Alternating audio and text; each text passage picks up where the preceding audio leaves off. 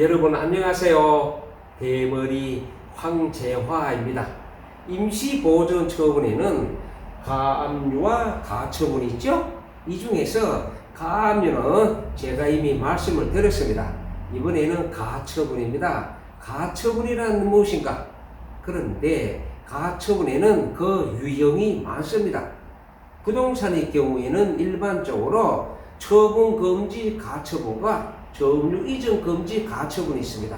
이번 시간에는 처분금지 가처분입니다. 예를 들겠습니다. A가 자기 소유 아파트를 B에게 팔면서 매매 계약을 체결합니다. 매매 대금 10억, 계약금 1억, 중도금 5억, 그리고 잔금 4억은 6개월 후에 받기로 하고 계약금 1억을 받았습니다. 그러면은 A는 매도인, B는 매수인입니다. 그 후 매수인이 매도인에게 중도금 5억을 줍니다. 여러분들 아시죠? 중도금을 받은 이후에는 매도인은 매수인에게 계약금의 배액 2억을 주고 매수인은 계약금 1억을 포기하더라도 계약을 해제할 수 없습니다. 그런데 문제는 중도금을 준 이후에 부동산 값이 급등을 합니다. 10억이 15억으로 급등을 해요. 이렇게 급등을 하니까 매도인은 너무나 속이 상해서 매수인에게 현재 잔금이 4억인데 5억을 달라. 즉 1억을 더 주지 않으면 잔금을 받지 않겠다. 즉 수령을 거절합니다. 그렇다고 매수인은 매도인에게 1억을 줄 수는 없고 매도인에게 잔금 4억을 주고 소유권을 넘겨달라라고 해야 됩니다. 그런데 매도인이 잔금 수령을 거절하니까 줄 수도 없고 어쩔 수 없이 법원에 잔금 4억을 공탁을 합니다. 공탁을 하면은 잔금을 준 것으로 봅니다. 결국 매수인은 법원에 잔금 4억을 공탁을 하고 매도인을 상대로 소유권을 넘겨달라 소송을 제기했습니다. 그런데 소송 중에 매도인이 이 아파트를 제3자에게 매매로 처분하고 소유권을 넘겨주었습니다. 자, 이 경우 이 아파트의 소유자는 잔금을 먼저 준 B가 될까요? 아니면은 등기를 먼저 한 제3자가 될까요? 부동산 물권 변동의 공시 방법이 등기죠.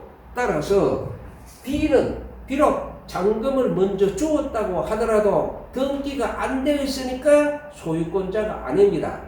반면에 제3자는 비록 잔금은 늦게 주었다 하더라도 등기가 먼저 됐으니까 진정한 소유자가 되는 겁니다. 따라서 B가 이 재판에서 이겼다고 하더라도 이 아파트의 소유권을 넘겨올 수가 없습니다. 왜? 이 아파트의 소유자는 이미 제3자니까.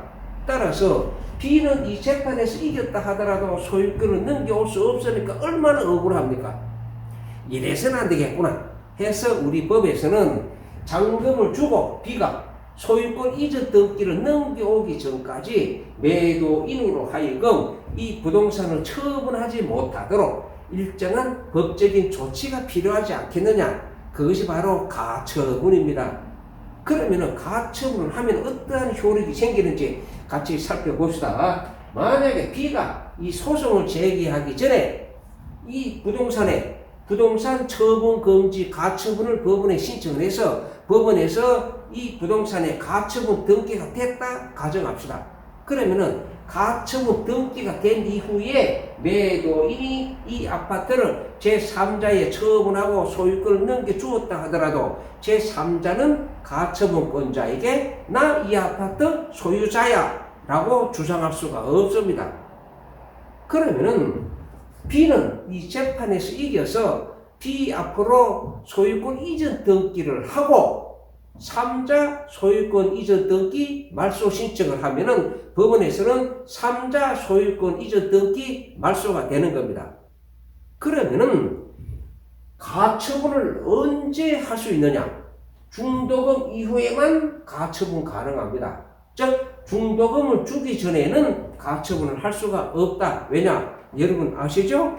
중도금 주기 전에는 매도인은 계약금의 배액을 매수인에게 주고 매수인은 계약금을 포기하고 계약을 해지할 수 있으니까 그렇습니다. 자, 그러면은 우리는 임시보존처분의 가압류와 가처분을 배웠는데 그러면은 어떤 경우에 가압류를 하고 어떤 경우에 가처분을 하느냐? 가압류 금전 채권입니다. 즉 돈 받을 게 있으면은 가처분이 아니라 가압류입니다.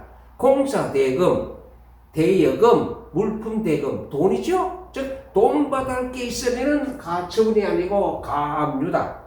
그러면은 가처분은 뭘까요? 돈을 달라는 게 아니죠. 소유권을 넘겨달라. 즉 소유권 이전 등기 청구권이 있는데 그 청구권의 집행을 보존하기 위해서 하는 것이 가처분입니다. 자, 이때까지 가압류 가처분 배웠습니다. 감사합니다.